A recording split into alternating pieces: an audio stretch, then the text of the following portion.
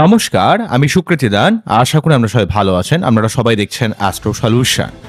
আজকে আমি আলোচনা করব যে সমস্ত মীন রাশি বা লগ্নের ক্ষেত্রে 15ই মার্চ থেকে 15ই এপ্রিল এই সময়কালে যে কোন দিক থেকে পজিটিভ এবং কোন দিক থেকে নেগেটিভ এবং কোন ব্যাপারে আপনাদের সাবধানতা অবলম্বন করতে হবে, কি কি গ্রহ ট্রানজিট রয়েছে যার জন্য মীন রাশি বা লগ্নের এই জায়গাটা অত্যন্ত গুরুত্বপূর্ণ হবে, সবকিছু নিয়ে পুঙ্খানুপুঙ্খভাবে বিশ্লেষণ করব।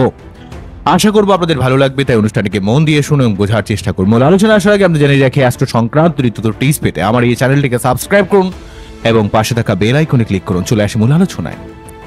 প্রথমে বলবো, দেখুন দুটো দিক থেকে আমাদের দেখতে হবে, একটা মীন রাশি, একটা মীন লগ্ন। যাদের রাশি তাদের অলরেডি 7.5 চলছে, যাদের লগ্ন তাদের যদিও 7.5 নয়, কিন্তু তার সত্ত্বেও লগ্ন সপ্তমে রাহু কেতুর একটা যন্ত্রণা আমাদের ভোগ করতে হচ্ছে। কিন্তু আমি যদি স্পেশালি এই মার্চের 15 তারিখ থেকে এপ্রিলের 15 তারিখের মধ্যে কথাটা বলি, তাহলে অনেকগুলো ব্যাপারকে বলতে হবে। এই মুহূর্তে বৃহস্পতি থার্ড হাউসে কিন্তু আপনার মধ্যে পরাক্রমতা, লড়াকু মেন্টালিটি, কানেকশন, কমিউনিকেশন, আপনার জীবনে নতুন কিছু কাজ শুরুর দিক থেকে হেল্প করছে।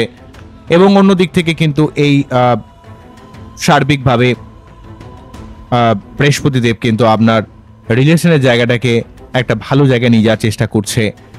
নতুন কোনো রিলেশন আসা, আপনার জীবনের ভাগ্যের উন্নতি করা।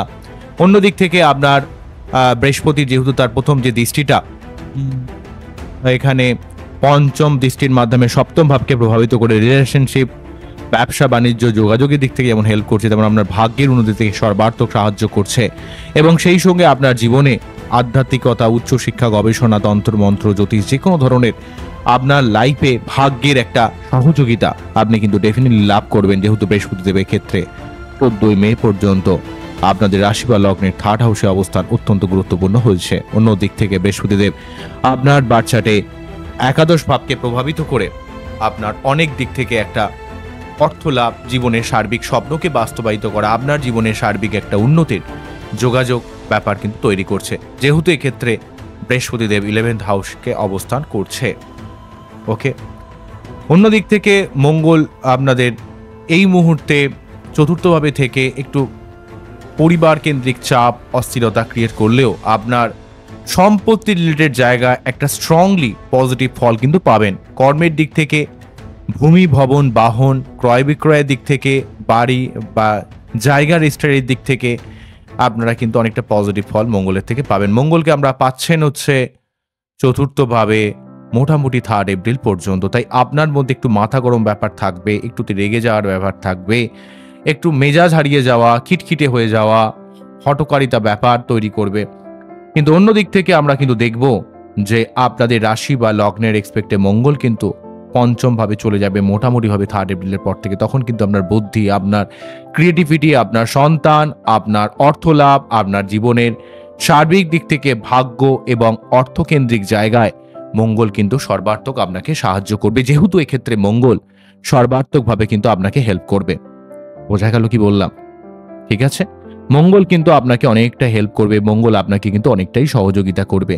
আপনার কোন দিক থেকে? মেনলি ভাগ্য উন্নতির দিক থেকে, অর্থ লাভের দিক থেকে, সন্তানের দিক থেকে, ক্রিয়েটিভিটির দিক থেকে, ব্যবসার দিক থেকে, সার্বিক আপনার বুদ্ধি ইমপ্লিমেন্টেশন করে আপনার জীবনে অনেক কাজে একটা মঙ্গল কিন্তু আপনার লাইফে ডেফিনেটলি সফলতা প্রদান করবে। তাই অবশ্যই এই জায়গাটাকে জীবনে একটু কাজে লাগান, জীবনে উন্নতি করার চেষ্টা করুন। অবশ্যই মঙ্গলদেব কিন্তু আপনার জীবনে সার্বিকভাবে কিন্তু একটা এখানে এই মুহূর্তে চতুর্থভাবে অবস্থান করছে, তারপর পঞ্চমভাবে অবস্থান করে আপনার জীবনে সর্বার্থকভাবে একটা বুদ্ধি খাটিয়ে সার্বিক সমস্যাকে নির্মূল করার চেষ্টা করছে। কিন্তু আমরা যদি খুব সার্বিকভাবে দেখি, এই মুহূর্তে আপনাদের একটা নেগেটিভ যোগ, কালসর্প যোগ কিন্তু শুরু হতে চলেছে 29 মার্চের পর থেকে। এখনো পর্যন্ত কিন্তু শনি রবির যোগ নেই এই মুহূর্তে, কিন্তু আপনাদের লগ্ন বা রাশিতে সম্পূর্ণ কালসর্প যোগ তৈরি হবে, মানে সম্পূর্ণভাবে পঞ্চগ্রহ যোগ তৈরি হওয়ার জন্য কালসর্প যোগটা কিন্তু তৈরি হবে। আপনাদের রাশিতে সম্পূর্ণ পঞ্চগ্রহ যোগটা তৈরি হচ্ছে মেন রাশি বা লগ্নের ক্ষেত্রে। কবে থেকে তৈরি হবে? যখন থেকে 29 মার্চ শনি আপনাদের রাশিতে বা লগ্নে ঢুকবে, তাহলে আপনাদের ক্ষেত্রে 7.5 সেকেন্ড পর্যায় শুরু হয়ে যাবে। যাদের মীন রাশি, যাদের লগ্ন, তাদের ক্ষেত্রে লগ্নে শনি অবস্থান করবে। লগ্নে শনি যখন থেকে প্রবেশ করে যাবে বা রাশিতে তখনই কিন্তু পঞ্চগ্রহ যোগ আপনার লগ্ন বা রাশিতে, অর্থাৎ শনি, রবি, রাহু, বুধ, শুক্র, এতগুলো গ্রহর সংমিশ্রণ আপনাদের সম্পূর্ণ রাশিতে বা লগ্নে অবস্থান করবে। তাই অবশ্যই এই যে পঞ্চগ্রহ যোগ বা কালসর্পযোগ চলবে হচ্ছে 28শে জুলাই পর্যন্ত। তাই এক্ষেত্রে একটা ব্যাপার বলতে হবে, শুধু নেগেটিভ বললে হবে না, কারণ এই যোগটা এখানে বুধ, শুক্র, রাহু, হ্যাঁ, বুধ, শুক্র, রাহু, সূর্য, শনি, এই যোগটা যে তৈরি হবে এটা কিন্তু আপনাদের রাশি বা লগ্নে তৈরি হচ্ছে। তো এই যোগটা কতটা পজিটিভ ভালোভাবে দেখবেন।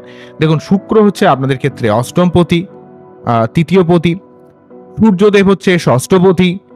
তাহলে ষষ্ঠপতি লগ্নে গেল, অবশ্যই কিন্তু আপনার প্রতিযোগিতায় জয়লাভ করা, একটা লড়াকু মেন্টালিটি, একটু শত্রুতা বেড়ে যাওয়া। আবার আপনার ক্ষেত্রে অষ্টমপতি লগ্নে গেল, একটু শরীর টরীর খারাপ হচ্ছে। আবার শনি লগ্নে গেল, একটু খিটখিটে মেন্টালিটি বেড়ে যাচ্ছে। বুধ লগ্নে গেল, আপনার মধ্যে কমিউনিকেশন স্কিল বাড়ছে। তাই একসাথে অনেকগুলো গ্রহ, অর্থাৎ অষ্টমপতি, একাদশপতি, ষষ্ঠপতি, ঠিক আছে, সপ্তমপতি বুধ এবং চতুর্থপতি, সে একসঙ্গে যুক্ত হওয়ার জন্য অনেক জায়গায় অনেক কানেকশন, কমিউনিকেশন, যোগাযোগ, অর্থলাভ, কিছু প্রাপ্তি, এগুলো কিন্তু তৈরি করবে। হঠাৎ করে কিছু প্রাপ্তি ব্যাপার কিন্তু তৈরি করবে। অনেক সময় যখন একসঙ্গে অনেকগুলো গ্রহ এসে অবস্থান করে, তখন অনেকগুলো ভাবকে একসঙ্গে জুড়ে দেওয়ার জন্য আপনার জীবনে হঠাৎ করে অনেক উন্নতি, আপনার জীবনে সার্বিক যোগাযোগ, এগুলো কিন্তু তৈরি করে দেয়। আপনার জীবনে অর্থ, আপনার জীবনে কর্ম, একটা সুবিধা, এগুলো কিন্তু তৈরি করে। কিন্তু এখানে টোটাল 5টা গ্রহ এক ঘরে অপোজিটে রইল। কেতু, তাহলে কটা গ্রহ চলে গেল? 6টা গ্রহ চলে গেল। তাহলে 9টা গ্রহের মধ্যে 6টা গ্রহ একটা লাইনই চলে গেল, এবং বাকি 3টে গ্রহ মঙ্গল, বৃহস্পতি এবং চন্দ্র, যদিও চন্দ্র 15 দিন একদিকে থাকবে, 15 দিন ছাড়া থাকবে, ঠিক আছে। তো যাই হোক, চন্দ্রকে খুব একটা ধর্তব্যের মধ্যে আমরা রাখছি না, কারণ চন্দ্র খুবই ছোট প্ল্যানেট, একটা উপগ্রহ। কিন্তু মঙ্গল বা বৃহস্পতি সব কিন্তু এই সাইডে, বাঁ সাইডেই পড়ে গেল। সুতরাং টোটালি কালসর্পযোগের একটা প্রভাব। যদিও চন্দ্র 15 দিনের জন্য কালসর্পদোষকে ভাঙানোর চেষ্টা করবে, কিন্তু তবুও চন্দ্রের উপর মারাত্মক লেভেলের চাপ চলে আসবে।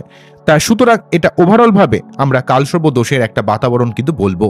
তো এই জন্য কি হবে, আপনার মধ্যে অত্যন্ত অধৈর্য, ভুলভাল ডিসিশন, শরীর টরীর খারাপ করা, রেগে যাওয়া, মাথা গরম করা, সবকিছুর মধ্যে একটা অস্থিরতা, সবকিছুর মধ্যে ভুলভাল চিন্তা ভাবনা, এগুলো কিন্তু আপনার তৈরি করতে পারে। বিশেষ করে যত সময় পর্যন্ত শনি এবং রবি একসঙ্গে আপনার লগ্ন বা রাশিকে প্রভাবিত করবে, ততদিন পর্যন্ত অত্যন্তভাবে সাবধান হতে হবে। কোনো রকম জীবনের কোনো কঠিন ডিসিশন এই সময় নেবেন না। শরীরের ব্যাপারে যত্নশীল হবেন, মাথা গরম করবেন না। কেননা যাদের মীন রাশি, তাদের ক্ষেত্রে অলরেডি 7.5 সেকেন্ড স্টেজ, অর্থাৎ সব থেকে স্ট্রংলি যে ভয়ঙ্কর যে স্টেজটা, সেটা শুরু হবে। এবং আপনাদের সেই সঙ্গে সঙ্গে 7.5 যেমন স্টেজটা চলবে, তেমন কিন্তু সেই সঙ্গে সঙ্গে এখানে শনি রবি বীজ যোগের জন্য আপনার মধ্যে অধৈর্য, মাথা গরম, মাথা যন্ত্রণা, অস্থিরতা, ইমপেশেন্ট ভাব, সিদ্ধান্তহীনতা, সবকিছু একসঙ্গে তৈরি করবে। তাই বিশেষ করে যতদিন পর্যন্ত শনি এবং রবি এই যোগটা রয়েছে, কতদিন থাকবে? 14 এপ্রিল পর্যন্ত কিন্তু রবি এই ঘরে থাকবে। তাই ততদিন পর্যন্ত, অর্থাৎ 29শে মার্চ থেকে, যদি 29শে মার্চ আপনাদের ক্ষেত্রে 7.5 সেকেন্ড পর্যায়ে স্টার্ট করে দিল, এবং এটা প্রায় 2027 সাল পর্যন্ত থাকছে শনি 7.5 সেকেন্ড পর্যায়ে। যাদের চন্দ্র রাশি মীন, লগ্ন নয়, কিন্তু যাদের চন্দ্র রাশি মীন, তাদের ক্ষেত্রে 7.5 জন্য কিন্তু একটু অধৈর্য, অস্থিরতা এমনিতেই থাকবে। পরবর্তী ভিডিওটা আমি নিয়ে আসছি আপনাদের জন্য। আশা করবো আপনাদের এই জায়গাটা ভালো লাগবে। আমি যে জায়গাগুলো আমাদের ফুল ছেঁড়া বিশ্লেষণ করব, পুঙ্খানুপুঙ্খভাবে আলোচনা করব আপনাদের ক্ষেত্রে, সেই জায়গাটা অবশ্যই বলবো। কিন্তু মেন কথা, এই যে পঞ্চগ্রহ যোগ আপনার মধ্যে অত্যন্ত কনফিউজিং ব্যাপার, অত্যন্ত ইমপেশেন্ট ভাব, অত্যন্ত অস্থিরতা, শরীর স্বাস্থ্যের ব্যাপারে আপনাকে অবশ্যই যত্নশীল হতে হবে।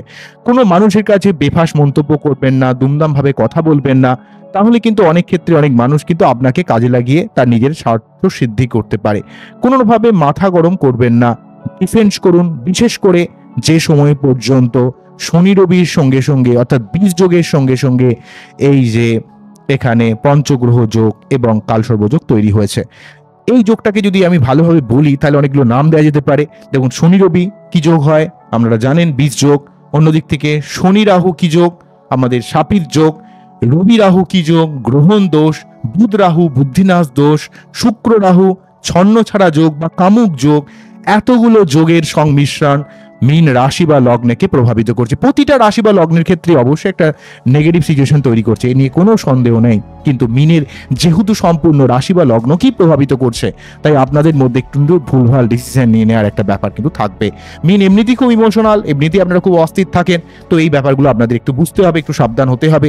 যে জায়গাগুলো আপনাদের সবসময় আমি বলি, সবসময় কিন্তু আমি চেষ্টা করি আপনাদের অ্যালার্ট করা, আলটিমেটলি যাতে কোনোভাবে আপনাদের ভুল না হয়। তাই এই জন্য এই সময় কিন্তু প্রতি শনিবার নিরামিষ খাওয়া, শনি মন্দিরে পুজো দেওয়া, প্রতিদিন সূর্য প্রণাম করা এবং আপনার বাচ্চাটি সঠিকভাবে প্রেডিকশন করানো, এই সময়ে ধৈর্যশীলতাই একমাত্র আপনাকে বাঁচাবে। এবং ঈশ্বরের উপর আস্থা রাখতে হবে, ধৈর্যশীল হতে হবে, পরিশ্রম কমাতে হবে, অত বেশি টেনশন করবেন না। সাময়িক পরিস্থিতিটা খুবই নেগেটিভ, এই সময়ে দাঁড়িয়ে ভবিষ্যতে চিন্তা করবেন না, কাউকে কখনো আনন্দে আত্মহারা হয়ে কোনো কথা দিয়ে দেবেন না, ঠিক আছে? দুঃখ পাবেনও না, কাউকে আনন্দে আত্মহারা হয়ে কথাও দিয়ে দেবেন না। ভাবুন, সময় নিন, যে কোনো কাজ করার আগে একদিন সময় নিন, বলুন যে আমি পরে বলছি, ভেবে নিই কি বলবো।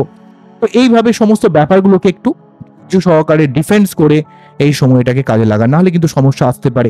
তবে অনেকগুলো গ্রহের যেহেতু সংমিশ্রণ, অবশ্যই অনেকগুলো গ্রহ যখন কম্পাইল করে দেয়, তখন কিন্তু আপনার জীবনে অনেক হঠাৎ করে কিছু উন্নতির যোগও কিন্তু তৈরি করে।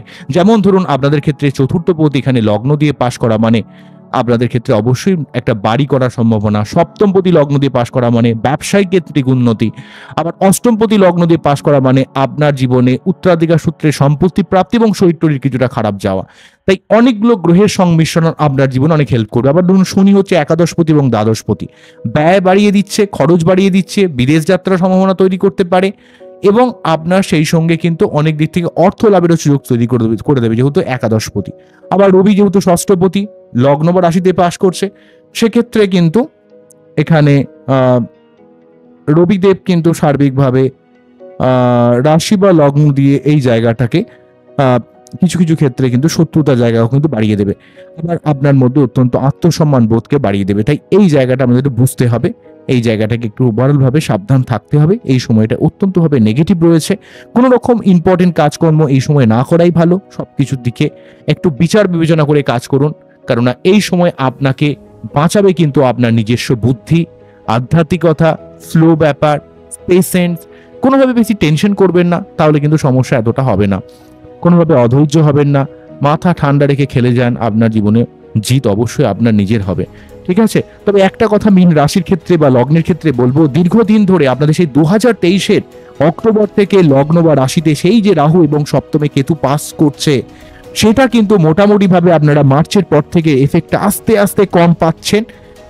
যাদের মীন লগ্ন, বিশেষ করে তাদের লগ্ন সপ্তমে রাহু কেতুর প্রভাব যে শরীর, মন, মানসিকতা, পাবলিক ডিলিংস, রিলেশনশিপ, অস্থিরতা, মানসিক চাপ, নিজের যে পাবলিক ইমেজটাকে খারাপ করে দিচ্ছিল, সেই জায়গাটা কিন্তু রাহু আস্তে আস্তে সরছে।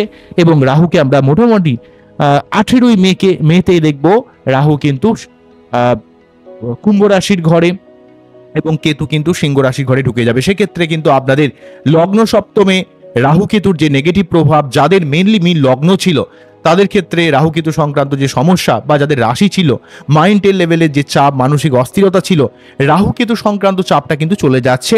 যদিও লগ্নে বা রাশিতে সম্পূর্ণ শনির প্রভাবটা আপনাদের কিন্তু একটু বেশি পরিশ্রম করা, লেগে থাকা, কষ্ট করা, এই ধরনের ব্যাপার কিন্তু তৈরি করতে পারে। এই ব্যাপারে একটু সাবধান হতে হবে, ওভারঅল ভাবে বুঝতে হবে আমি কোন জায়গাটা আমাদের বলছি। অবশ্যই আপনাদের ভালো লাগবে এইভাবে একটু যদি ডিফেন্স করেন, এবং আপনারা কিন্তু সিদ্ধান্ত নেবেন মোটামুটিভাবে 14ই এপ্রিলের পর থেকে। 14ই এপ্রিলের পর থেকে কিন্তু আপনাদের জীবনে অনেকটা পরিবর্তন আসবে মোটামুটিভাবে বলতে পারি। যদিও কিন্তু যাদের মীন রাশি তাদের ক্ষেত্রে কিন্তু অবশ্যই কিছু সাবধানতা অবলম্বন করতে হবে। তাদের ক্ষেত্রে চাপ বাড়তে পারে, টেনশন বাড়তে পারে, অস্থিরতা বাড়তে পারে যাদের মীন রাশি রয়েছে, কেননা শনি যেহেতু লগ্ন দিয়ে রাশি দিয়ে যেহেতু পাশ করবে, তাই জন্য কিন্তু আপনাকে কিন্তু আপনার পরিশ্রম, কষ্ট, চেষ্টা বাড়তে পারে। এই ব্যাপারে একটু আপনাকে ডিফেন্স করতে হবে, একটু আপনাকে ধৈর্যশীল হতে হবে, একটু নিজের অত্যন্ত পরিশ্রম থেকে বিরত থাকতে হবে, নিজের মন মানসিকতাকে একটু ফ্রেশ করতে হবে, আপনার চন্দ্রের মুক্ত পড়া, মাইন্ডকে শান্ত রাখা, ঠিক আছে, এগুলো একটু করতে হবে। তাহলে দেখবেন, এবং একটু ঘুমের ব্যাপারে যত্নশীল হওয়া, এগুলো কিন্তু করতে হবে। তাহলে দেখবেন ওভারঅল ভাবে কিন্তু 7.5 সেকেন্ড স্টেজ তথা রাশির উপর সম্পূর্ণ শনির প্রভাবটাকে আপনি অনেকটাই কমাতে পারেন। আমি পরবর্তী ভিডিও নিয়ে আসছি, আশা করব আপনারা সার্বিকভাবে এই জায়গাটাকে বুঝতে পারলেন, কোন জায়গাটাকে আমাদের তুলে ধরলাম। তো এই জায়গাটা অবশ্যই অনেকটাই একটু নেগেটিভ রইল, কিন্তু এই জায়গাটাকে আপনারা কিন্তু বুঝতে পারলেন, কোন জায়গাটাকে আমাদের তুলে ধরলাম। তো এই জায়গাটা অবশ্যই অনেকটাই একটু নেগেটিভ রইল, কিন্তু এই জায়গাটা অবশ্যই আপনারা কিন্তু বুঝতে পারলেন, কোন জায়গাটাকে আমাদের তুলে ধরলাম। তো এই জায়গাটা অবশ্যই অনেকটাই কিন্তু তার সত্ত্বেও কিন্তু রাহু কিন্তু চলে যাবে এবং আপনাদের ক্ষেত্রে যে যে পজিটিভ জায়গাগুলো বললাম, থার্ড হাউসে বৃহস্পতি এবং ফোর্থ হাউসে এই মুহূর্তে মঙ্গল, তারপরে আবার মঙ্গল ফিফথ হাউসে, ওভারঅল ভাবে কিন্তু আমি আপনাদের কাছে পুঙ্খানুপুঙ্খভাবে আলোচনা করলাম। টোটাল এই অনুষ্ঠানটিকে আপনাদের কেমন লাগলো সেটা কিন্তু অবশ্যই আমি কমেন্ট সেকশনে জানাবেন। ওটা খুব ভালো থাকুন, অ্যাস্ট্রো দেখতে থাকুন। নমস্কার, থ্যাংক ইউ।